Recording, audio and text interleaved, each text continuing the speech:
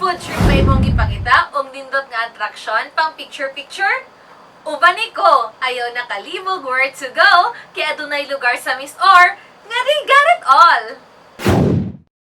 Sulod ta sa Barangay Poblasyon sa Talisayan, Misamis Oriental, kay dinhi makita ang neatest place ug Emerald Street nga swak alang sa mukbang adventures ug perfect nga pang-instagrammable pictures.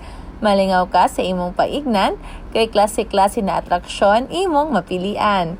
Pangitaan na ang feel ni mga angle kay everything in this place is beautiful.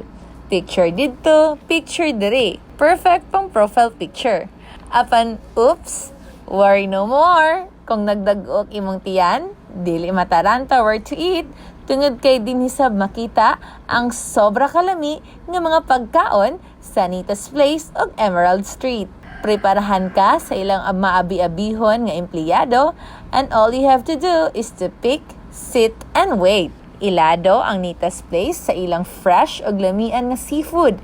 Adunay crabs, shrimps, squids ug uban pa, apan ang best seller sa tanan ang sugba tula kilaw. Oo. Dili gina sila mawala, ma'am. Gani, si Torres, kauban ng iyong mga barkada, may biyahe pa gikan sa probinsya sa Bukidnon aron lang ma-experience ang kaanindot sa tiyada nga view sa palibot o labaw sa tanan matilawan ug usab ang pagkaon nga maoy ilang gibalik-balikan.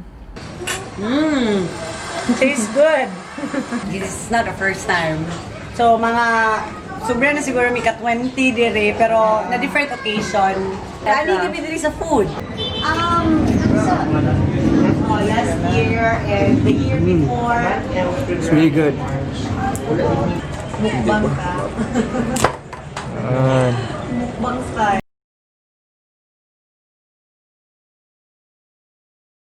Apan wait, kung medyo gipit sa budget, relax.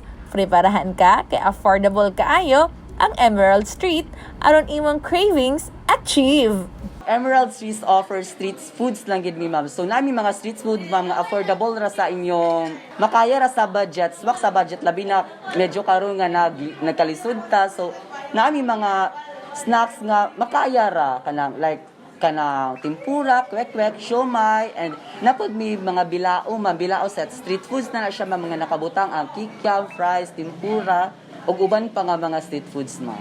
O diba, busog na ka, makapost pa ka sa imong account sa social media. Ang mag-asawa nga si Rosalyn ug Nelson Cuestas nga taga Cagayan de Oro, first time ibisita sa lugar. Ug motuo ka o dili, wala sila magmahay. Nice siya. Makawala dyan siya stress. Lami po ilang food, ma'am, and then sulit sad, fresh. Lami po ilang food, tapos fresh ang air. Tapos kuan po siya, nice jud ang view. Pag entrance pa lang nimo daan, paingon jud kag nice. Apan kung mangutana ka asa nagsugod ang tanan, pandemya ang hinungdan. So nag-start siya sa pagsugod po sa pandemya. So sa pag-start sa pandemya, medyo nawad-an mi customers. So, isip usa ka anak or ako mga igsuon, nawad-an na mi customers. So, nipangita mi sa mga techniques or unsaon na mo pagbalik ang customers. Giusa na mo kung unsa ang nasa Miss or like example, ang katong sa Tagulwan, katong kamot-kamot o katong salag sa Balingwan. So, gidungan na mo siya para sa isa ka lugar, makaadto na ka, makapapicture na ka sa tanan. Gadagsaon man, gikan sa nagkalaing-laing lungsod ug probinsya ang lugar, hugot ang ilang pagpatuman sa insakto nga gabayan. So diri, ma'am, higpit gid mi sa pagkuan sa about sa mga protocols, ma'am.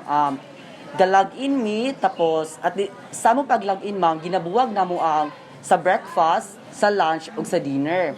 So naapod mi mga thermal scanner, then no mask, no face mask, no entry pud mi diri, ma'am. Then napod mi hand washings before ka musulod, mag-disinfect mi, tapos nami foot pump. Nabi mi mga speakers diya ginabutang, ma'am, sa by time i-announce na mo please wear your face mask, kanang social distancing.